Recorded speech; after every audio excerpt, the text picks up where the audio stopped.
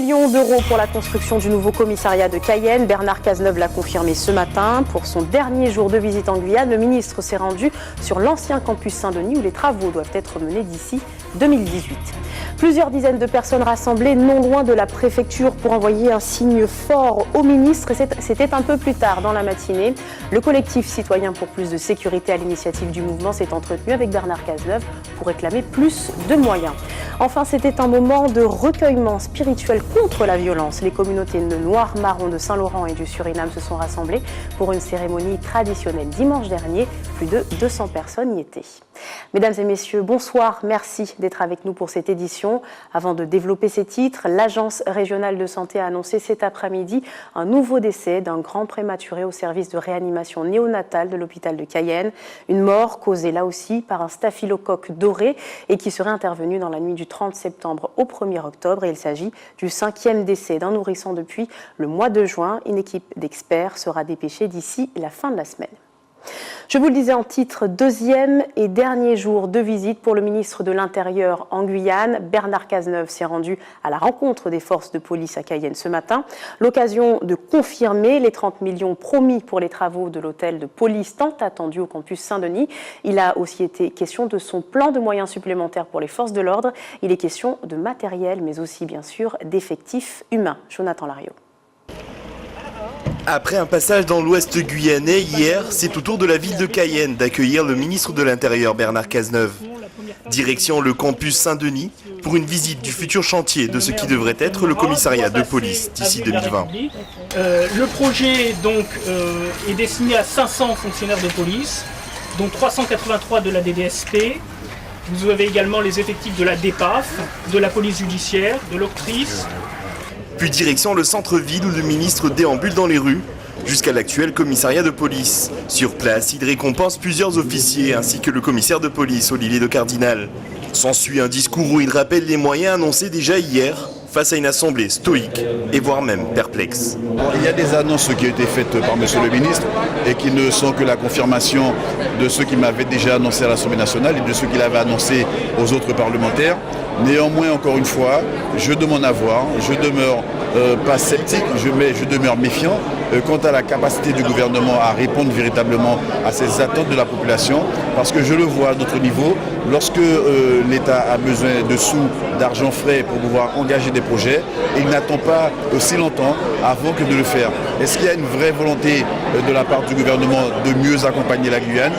Honnêtement, permettez aujourd'hui que je demeure dans l'attente, parce qu'il y a des problèmes qui sont graves, qui sont profonds, que nous avons dénoncés depuis très longtemps, et moi je considère que le gouvernement aurait dû réagir beaucoup plus vite. Alors je ne suis pas en train de dire qu'il n'a rien fait, il y a des sujets sur lesquels nous avons obtenu satisfaction, mais sur cette question de l'insécurité, sur la question de la crise migratoire notamment, je considère que le gouvernement n'est pas allé assez vite pour la prise en considération de nos demandes. Une courte visite qui laisse plusieurs questions en suspens, d'autant plus que les déclarations faites par le ministre se sont limitées à ses discours officiels.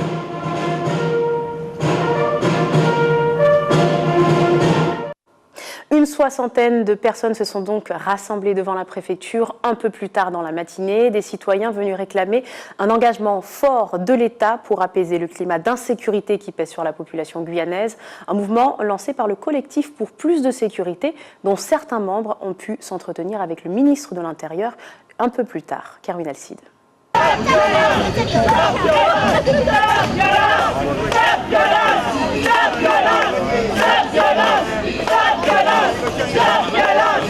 Mobilisés contre l'insécurité, une soixantaine de citoyens se fait entendre.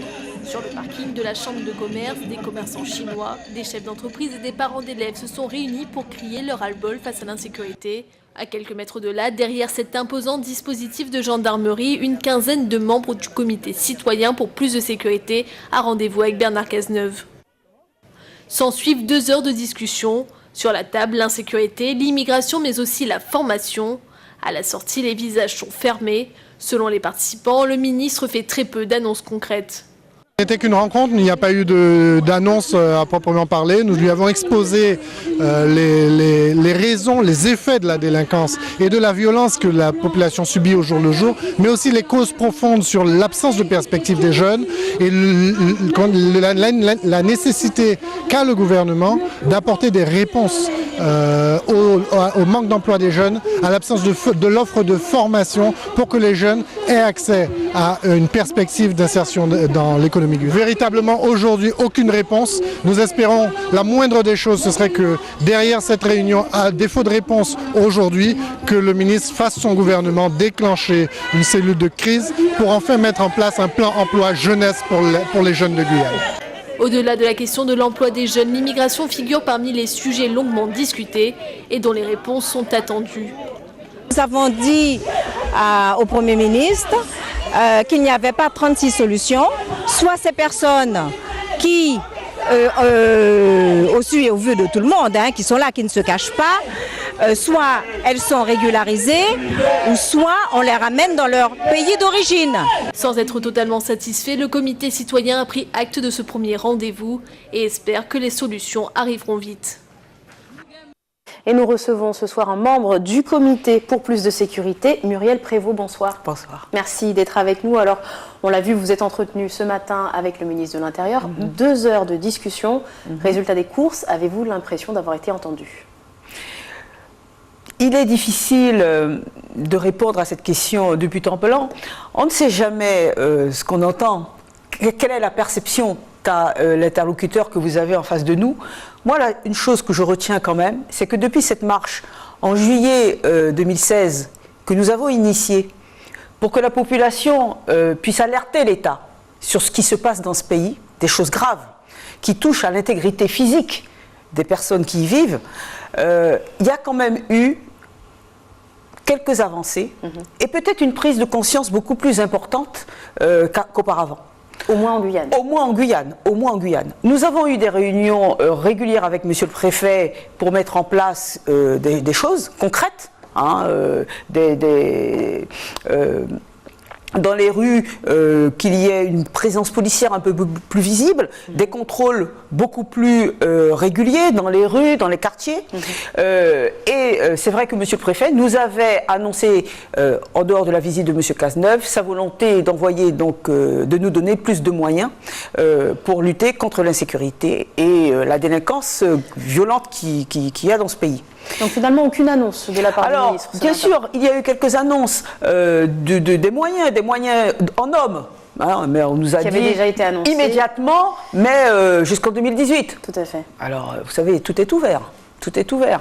On nous a dit également que ça y est acté enfin la création, la construction de ce nouveau commissariat de police. Parce vous avez vu le commissariat de police à Cayenne, rue Général de Gaulle pour toute la Guyane. Bon. D'ici 2018 également, en tout cas. Oui, d'ici 2018. C'est déjà, au moins c'est acté, c'est annoncé officiellement.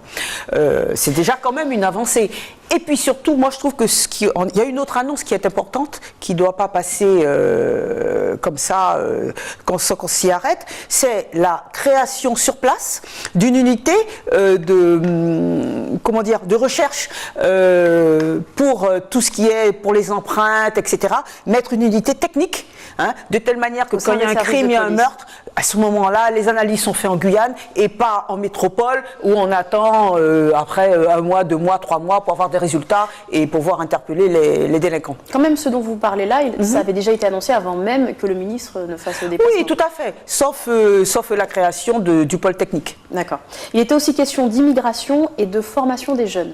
Oui. Alors, sur la formation, comme le ministre de l'Intérieur l'a indiqué, il est ministre de l'Intérieur, il n'est pas ministre ni de l'économie ni de la formation, mais représentant quand même le gouvernement, il allait faire remonter en haut lieu ce besoin qu'il y a de formation des jeunes.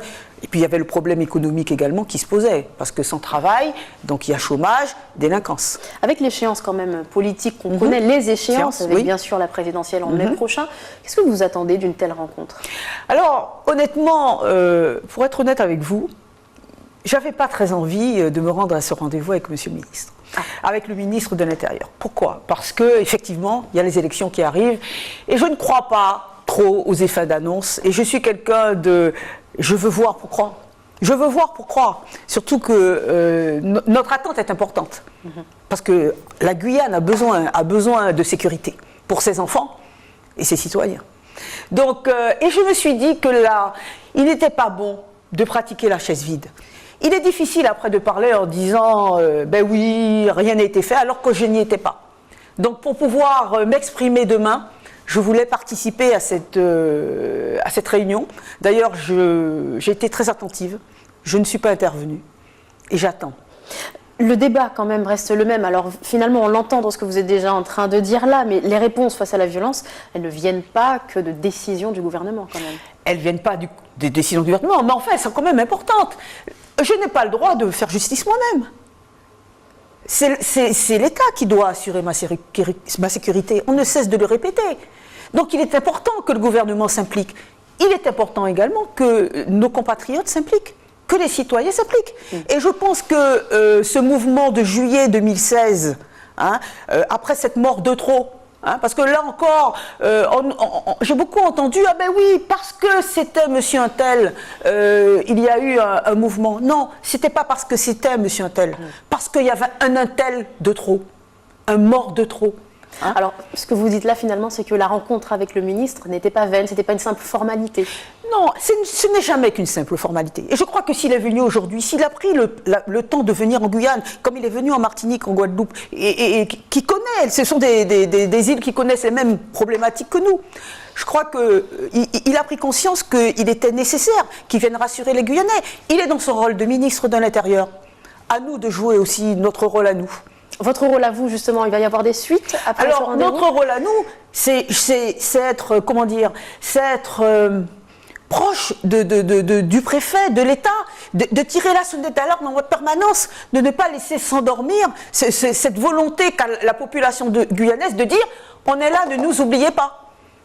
En tout cas, l'appel, je pense, est entendu. Merci beaucoup, Muriel Prévost, d'avoir répondu à nos questions. Je vous remercie de votre invitation. Merci à vous. Mathieu s'éloigne d'Haïti et se dirige vers l'Amérique du Nord après avoir causé la mort d'au moins 9 personnes et détruit de nombreuses habitations, notamment dans le sud-ouest du territoire. Et bien, chez nous, la communauté haïtienne se mobilise pour venir en aide à leurs proches restés au pays. Plusieurs associations se rencontrent ce soir à Kourou afin de se concerter sur une action commune. Kerwin Alcide a rencontré le président de l'association du collectif Guyane. Je vous propose de l'écouter. Il y a pas mal de familles qui ont été touchées par ce cyclone-là. Donc ça veut dire, pour moi, la nouvelle n'est pas bonne du tout là-bas. Parce que quand on regarde les images déjà, ça témoigne l'état du pays. À présent, le pays ne s'est pas encore redressé. Donc on travaille, il y a toujours des sans-abri, des gens qui sont sous des tentes, malgré l'effort que le gouvernement haïtien a fait dans un premier temps. Un cyclone n'est pas un tremblement de terre, même si ça a fait des ravages. Bon, on ne veut pas dire autant, c'est chaque tremblement de terre qu'on va faire appel à la population, mais nous, en tant qu'Haïtiens, les associations, donc nous nous mettons ensemble. Ce soir, les associations de Kourou vont se réunir et ici à Cayenne, d'ici vendredi, on sera ensemble pour continuer à réfléchir. Nous sommes maintenant sur des pistes de réflexion. Collecte de fonds, collecte de denrées, on pense à pas mal de choses, mais on n'a pas encore pris la bonne décision pour dire voilà, sur telle ou telle chose, nous allons nous lancer. Mais sous peu, nous allons quand même faire quelque chose. Et dans ce contexte, le staff de la sélection haïtienne de football a annoncé le report du match prévu ce soir face à Noyana Doko. Une nouvelle date sera bientôt proposée. Les joueurs de la sélection guyanaise vont donc rentrer au pays et se préparer à un nouveau voyage. Direction la Martinique où l'état des lieux dans les exploitations agricoles a démarré hier, une semaine après le passage de la tempête Mathieu. Des visites à travers toute l'île sont organisées pour constater l'étendue des dégâts. Au final, si plus d'un quart des récoltes étaient décrétées perdues, les producteurs pourraient prétendre à des fonds de secours pour calamités agricoles. Frédéric Mazy a suivi le travail d'une équipe d'experts au Mornalo. Regardez. C'est-à-dire que les récoltes à venir vont être probablement impactées et sur quelle période à peu près Quelques questions et une visite de l'exploitation pour évaluer l'ampleur des dégâts. Dans ce verger de 22 hectares de goyaves biologiques, les cultures ont souffert. L'équipe d'experts tente d'estimer le taux de perte de récolte. Par exemple sur les vergers, on vient de voir que quand un arbre est dessouché, sa vie, son avenir est très compromis. S'il n'y avait eu que la chute de fruits due au vent, c'est sûr que les conséquences auraient été moindres. Donc on essaye de dresser un catalogue de tous ces dégâts. 35% de la production de José Soraya a été détruite à cause des rafales de vent, mais des dommages collatéraux à la tempête viennent alourdir le bilan. Quand j'ai été voir les exploitations, j'en pouvais même pas parler. Ouais, ça m'a fait mal beaucoup. J'ai dit, bon, moi j'ai pas le courage pour relever l'habitation. Mais là aujourd'hui ça va mieux? Ça commence à aller, mais je suis déjà là-dedans. Je suis un agriculteur, je suis courageux. C'est pas d'aujourd'hui que je suis là-dedans, mais c'est de tenir le coup. 35% de la production de José Soraya a été détruite à cause des rafales de vent. Mais des dommages collatéraux à la tempête viennent alourdir les pertes de l'agriculteur, déjà importantes. C'est une goyave mangée par les celles-souris. Parce qu'en temps donné, avec le cyclone dans la forêt, il reste plus de fruits à manger. C'est mes goyaves qui pèsent ça maintenant, les très peu que je reste.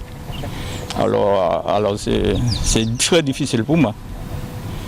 Je perds beaucoup d'argent.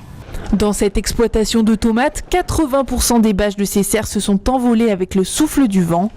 La perte de chiffre d'affaires atteint ici les centaines de milliers d'euros. Mais tout n'est pas indemnisable. Les systèmes d'irrigation et les serres endommagées ne seront pas pris en compte dans le rapport d'expertise. Les agents s'occupent uniquement des conséquences sur les récoltes. Donc j'ai entendu qu'il y a des risques de maladie, donc on n'aura peut-être pas la production voulue.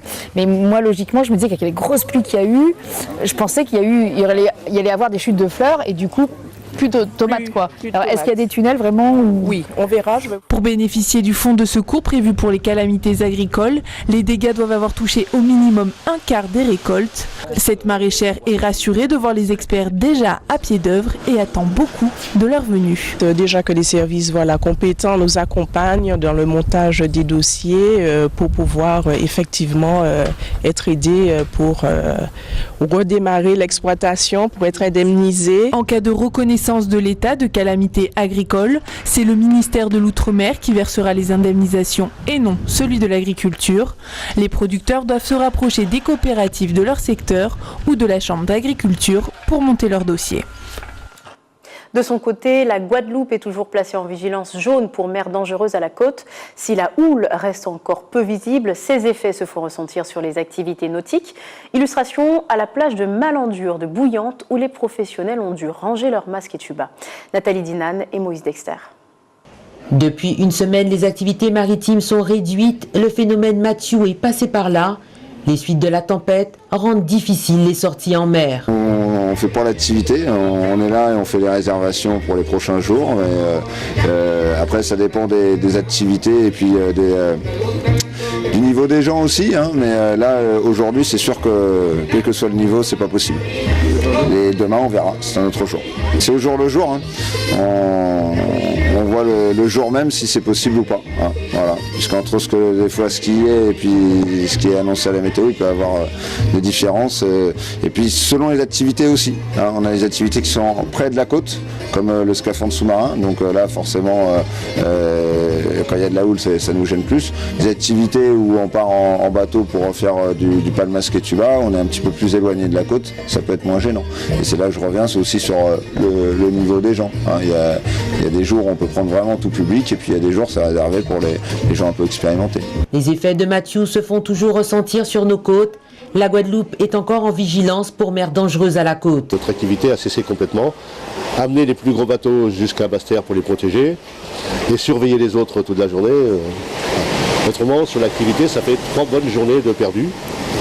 En plus, comme vous pourrez le constater, il a détruit un petit peu le ponton qui venait d'être fait, et donc ce qui n'arrange pas la mairie. D'après les données qu'on a, c'est la côte sous le vent qui va être impactée, et donc on attend les résultats. On regarde ici, jusqu'à présent, vous voyez que ça va à peu près. On attend une montée dans l'après-midi et on va voir ce que ça donne. On surveille. Par contre, les gens suivent aussi la météo. Et lorsque les gens de Pointe-à-Pitre, qui sont les vacanciers qui sont à Pointe-à-Pitre, et qui voient vigilance jaune sur la Basse-Terre, il est évident qu'ils ne vont pas faire le déplacement pour venir ici. Donc, c'est quand même une péripétie qui nous arrive régulièrement. Donc c'est pas très grave sur notre activité. C'est toujours un manque à gagner, mais on sait que la Guadeloupe est sujette à des cyclones et on fait avec. Il faudra faire preuve de patience pour entrevoir une amélioration. dans les jours à venir. Retour chez nous, la semaine bleue en l'honneur des aînés de notre société se poursuit. Et aujourd'hui, les Gangans de Saint-Laurent ont été accueillis au hall sportif de la CTG. Une journée de débat et d'animation culturelle et sportive diverses à laquelle plus de 500 personnes ont pu participer. Des populations, même des villages alentours, ont fait le déplacement, notamment les habitants de Javoué. Vous le voyez sur ces images signées Elsa Gonzalez. Pour finir, retour sur cette cérémonie traditionnelle Bushinengue qui s'est tenue à Saint-Laurent dimanche dernier. Un grand rassemblement autour de la prière réunissant toutes les communautés noires-marrons du bassin de l'Ouest et de Suriname. Les quelques 200 participants avaient un objectif en tête, trouver des réponses contre la violence. Elsa Gonzalez.